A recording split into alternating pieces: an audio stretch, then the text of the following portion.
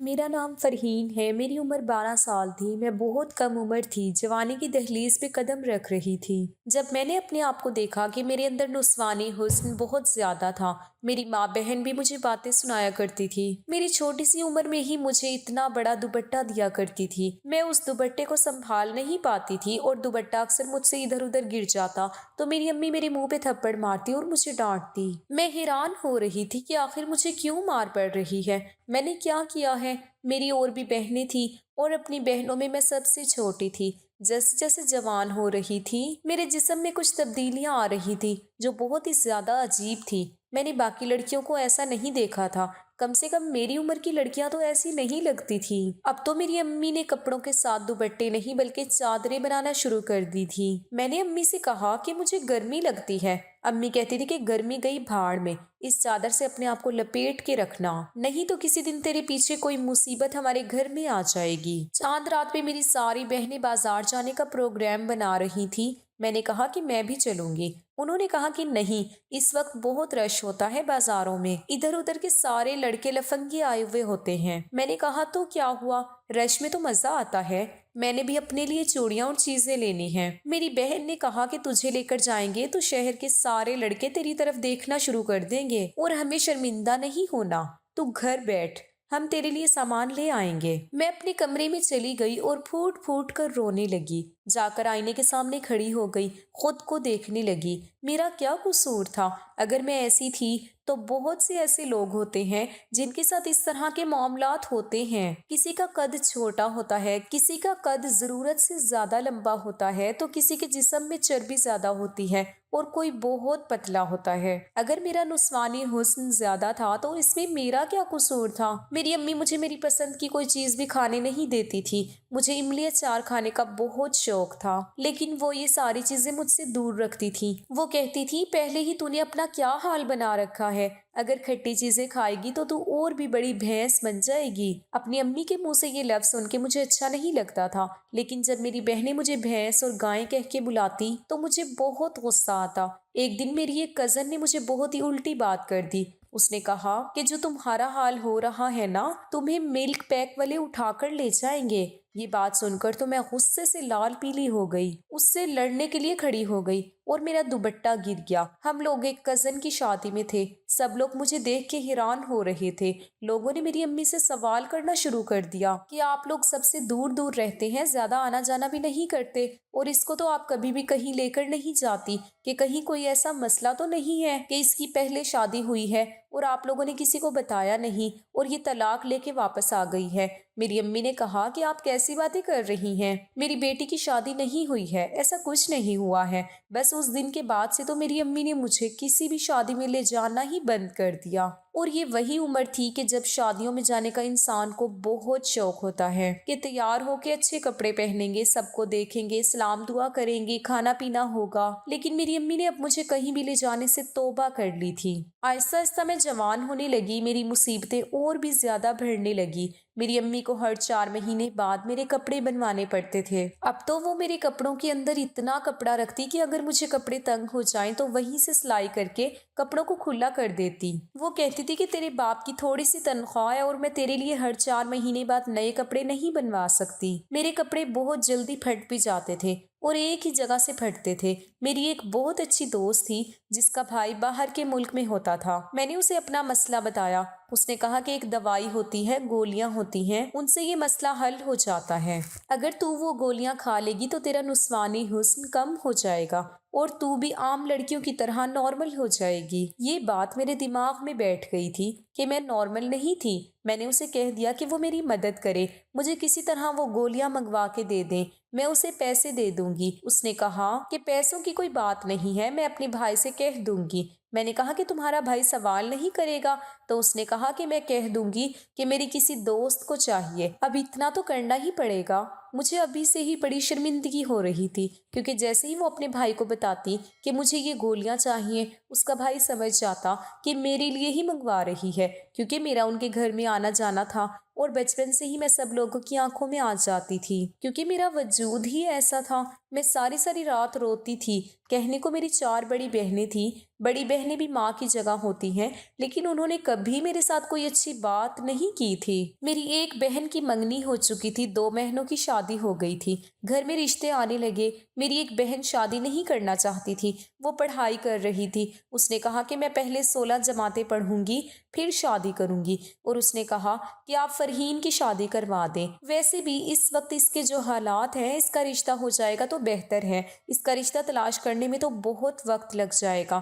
میری امی نے کہا کہ ہاں تمہاری بات ٹھیک ہے۔ میں نے کہا امی میں شادی نہیں کرنا چاہتی۔ امی نے کہا کہ اور کیا تو پڑھنا چاہتی ہے؟ پہلے ہی اسکول کالج میں تیری وجہ سے ہمیں بھی باتیں سننے کو ملتی ہیں اور تجھے بھی۔ اب تو کیا چاہتی ہے کہ میں تجھے نوکری کرنے بھیجوں تاکہ سارا معاشرہ تجھ پہ ہنسے اور ہماری بھی ہر جگہ رسوائی ہو؟ میں نے کہا کہ امی اگر میں اتنی بری ہوں تو مجھے جان سے مار دیں۔ یہ کہہ کر میں پھوٹ پھوٹ کر رونے لگی۔ میری امی نے کہا کہ زیادہ ڈرامے کرنے کی ضرورت نہیں ہے، جمعے کو تیار ہو جانا اور کالے کپڑے پہننا تاکہ تیرا وجود تھوڑا کم دکھائی دے۔ لڑکے والے آ رہے ہیں، اگر تو ان کو پسند آ گئی تو تیری شادی کروا دوں گی، پھر تو جانے اور تیری آگے کی زندگی، ہمیں کوئی مسئلہ نہیں ہوگا، اپنی مصیبتوں سے تجھے خود لڑنا ہوگا۔ ایک دن میری پھپھو کا بیٹا آیا ہوا تھا جو ہمارا کزن تھا، لیکن عمر میں اتنا بڑا نہیں تھا۔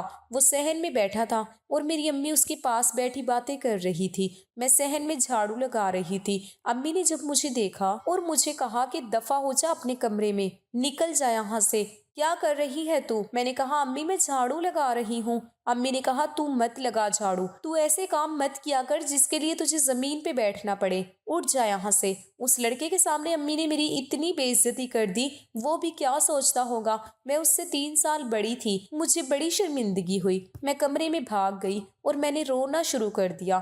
بعد میں امی نے مجھے کہا کہ اپنے آپ کو دیکھا ہے، بیل بنتی جا رہی ہے اور پھر اس کے سامنے جھاڑو لگا رہی تھی، اپنا آپ دکھانے کا شوق ہے تجھے؟ میں نے کہا کہ اپنا آپ میں نے کس کو دکھانا تھا، وہ تو بچہ ہے۔ امی نے کہا کہ بچہ نہیں ہے، وہ جوان ہے، تو بھی جوان ہے، خبردار جو آئندہ کسی کے سامنے آئی تو۔ بس کرتی ہوں تیرا کچھ، بلاتی ہوں رشتے والوں کو، جلدی بلاتی ہوں کیونکہ اب جلدی جلدی جان چھڑوانی پڑے گی تجھ سے۔ میں اتنا روئی کہ میری آنکھیں سوج گئی۔ اگلے دن گھر میں میری ایک خالہ آئی، انہوں نے کہا کہ کیا بات ہے، تمہاری آنکھوں کو کیا ہوا؟ میں نے کہا کہ مجھے انفیکشن ہو گیا ہے۔ انہوں نے کہا کہ پھر اس میں کوئی دوائی ڈالو، نہیں تو بڑھ جائے گا۔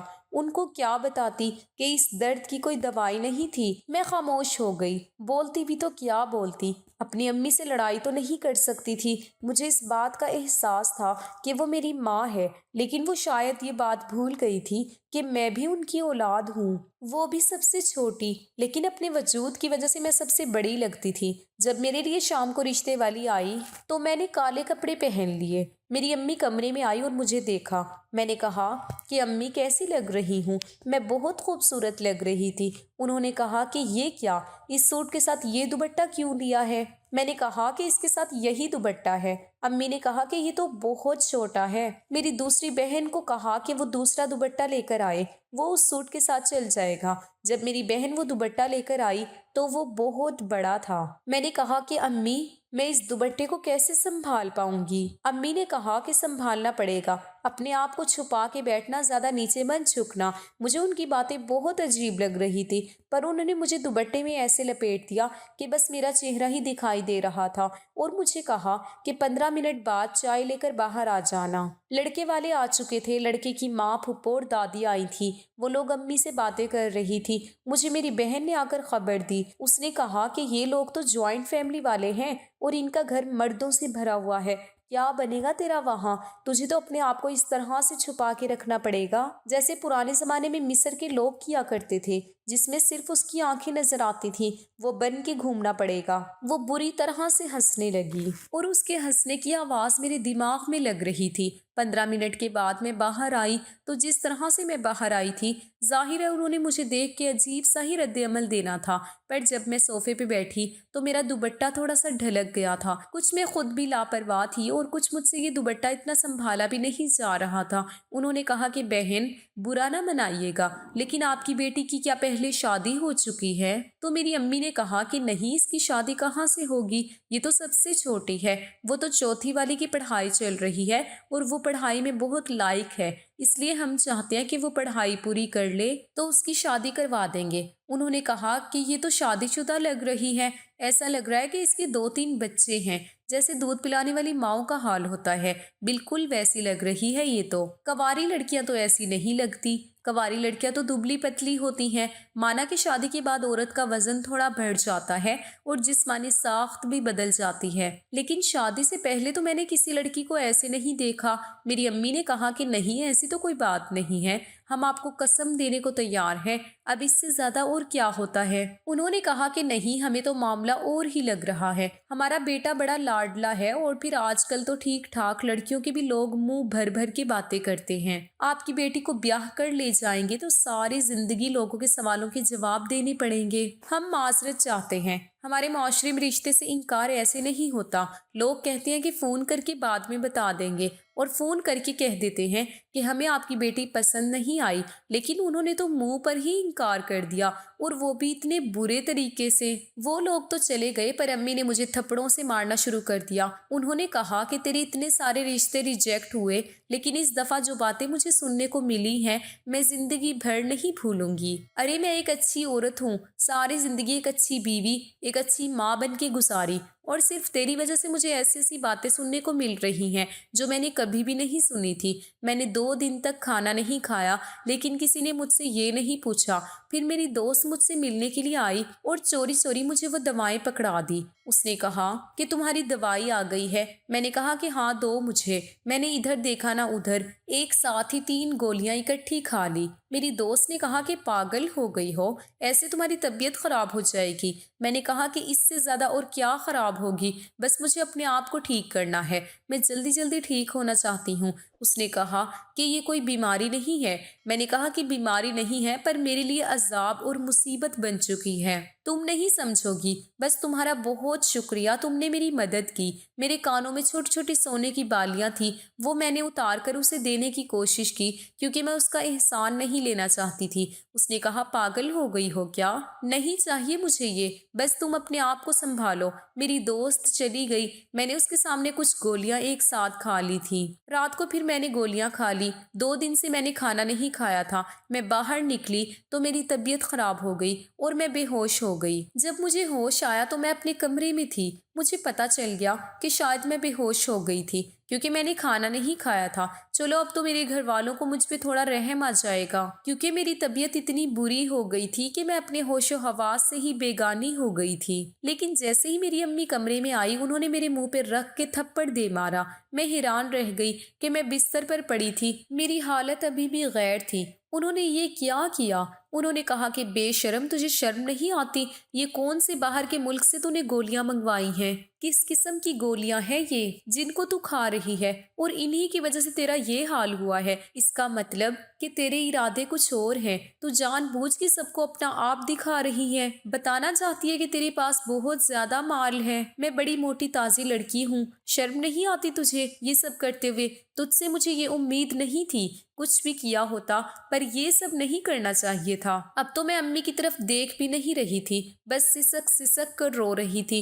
अम्मी ने वो गोलियां बाथरूम में फेंक दी और ऊपर से पानी फेंक दिया। उन्होंने कहा कि आइंदा तूने अगर इस तरह की हरकत की तो किसी रंडवे 4 बच्चे के बाप से तेरी शादी करवा दूंगी, फिर संभालती रहना गैरों के बच्चे। 2 हफ्ते तक पूरे घर में किसी ने मुझसे बात नहीं की। मेरी औकात ऐसे कर दी जैसे मैं घर में हूँ ही नहीं। खाना भी नहीं पूछते थे मुझसे, कोई बात भी नहीं करता था। ऐसा लगता था कि नफ्सियाती मरीज बन गई हूँ, पागल हो गई हूँ मैं। फिर मेरे लिए एक रिश्ता आया। लड़के की माँ देखने के लिए आई थी, लेकिन लड़के की माँ अंधी थी। उनके साथ उनकी एक भांजी भी थी। उसने उनको बताया कि लड़की अच्छी है, हमें पसंद है। मैं चुपचाप बैठी थी, मैंने कोई बात नहीं बोली, अपने आप को चादर में छुपा के रखा था। मेरी बहनें हंस रही थी कि अगर तुम्हारी सास की आंखें होती तो वो कभी भी तुम्हारे लिए हाँ ना बोलती। और जो लड़की साथ आई थी उसकी उम्र तो कम थी, उसे क्या पता कि तुम्हारे क्या हालात हैं। अब मैं किसी भी बात का जवाब नहीं देती थी।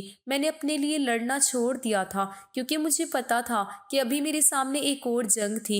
मेरे शोहर ने भी मुझे बातें सुनानी थी। उसने भी कहना था कि तुम्हारी पहले शादी हुई है, क्या तुम बच्चों को दूध पिलाती रही हो या तुम्हारे कोई बच्चे पैदा हुए हैं। मुझे ये सब कुछ सुनने की आदत हो गई थी।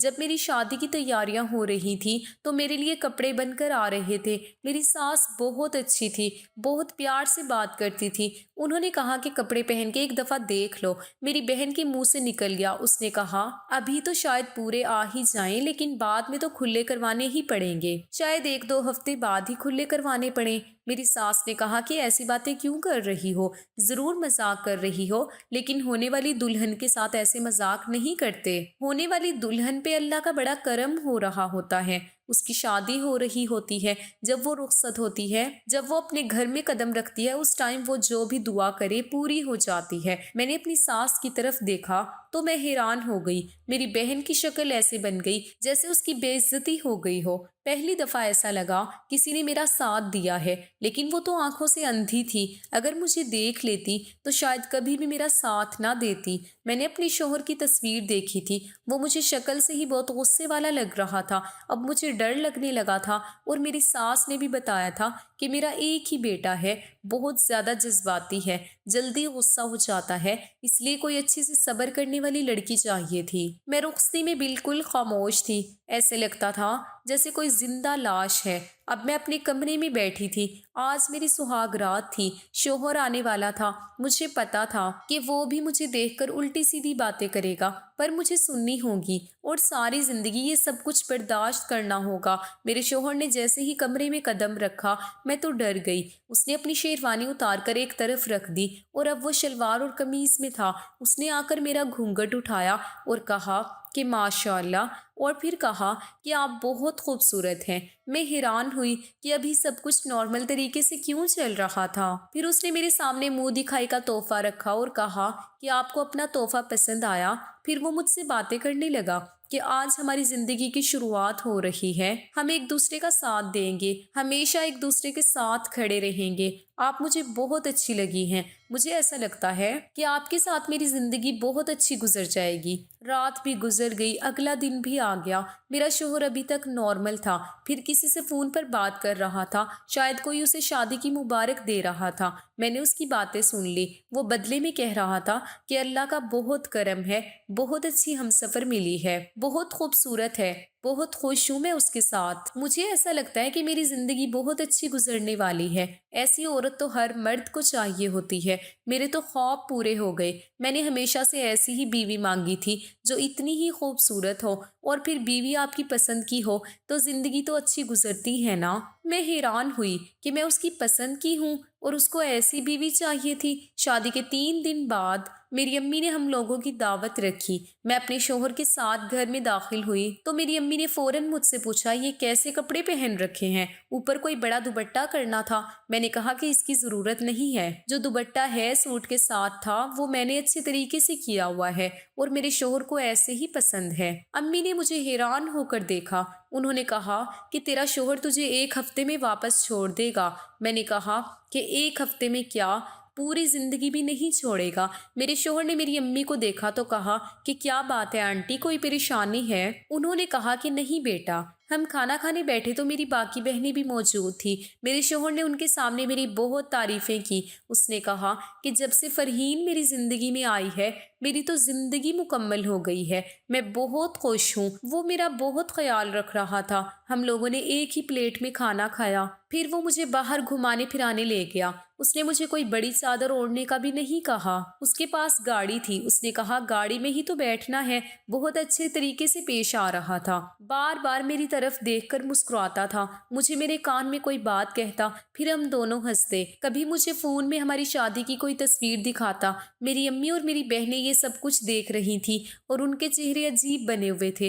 वो हैरान हो रही थी कि इसका शोहर तो इसको हाथ का छाला बना के रख रहा है। और ये सिर्फ शादी के शुरू में नहीं हुआ था। आज हमारी शादी को 5 साल हो गए हैं और अल्हम्दुलिल्लाह मेरे 2 बच्चे हो गए हैं। और आज भी मेरे शोहर का रवैया मेरे साथ वैसा ही है। हम लोग बहुत खुश हैं। शायद मर्दों को इन सारी बातों से फर्क नहीं पड़ता और उनको यही सब कुछ अच्छा लगता है। अल्लाह का शुक्र है کہ میری ماں اور بہنوں نے تو میرے دل پہ بہت زخم لگائے، پر میرے شوہر نے وہ سارے زخم بھر دیے۔ مجھے اچھا شوہر مل گیا جو میرا بہت خیال رکھتا ہے، اور اس نے آج تک کبھی مجھے ایسی کوئی بات نہیں کی جس کی وجہ سے مجھے اپنا آپ چھوٹا یا کمتر محسوس ہو۔ میں اس کے ساتھ بہت خوش ہوں۔ اس کی ماں ایک اچھی عورت ہے، اور اس کی ماں نے اس کی تربیت بہت اچھی کی ہے، اسے عورت کی عزت کرنے والا مرد بنایا ہے، اور یہ کوئی چھوٹی بات نہیں ہے۔ دوستو، ویڈیو کیسی لگی کمنٹ کر کے ضرور بتائیں۔ اگر سٹوری اچھی لگی ہے تو اسے لائک ضرور کیجیے گا، اور ہمارے چینل کو سبسکرائب کر دیجیے گا تاکہ اگلی آنے والی ویڈیو کا نوٹیفیکیشن بر وقت آپ کو مل سکے۔ شکریہ، اللہ حافظ۔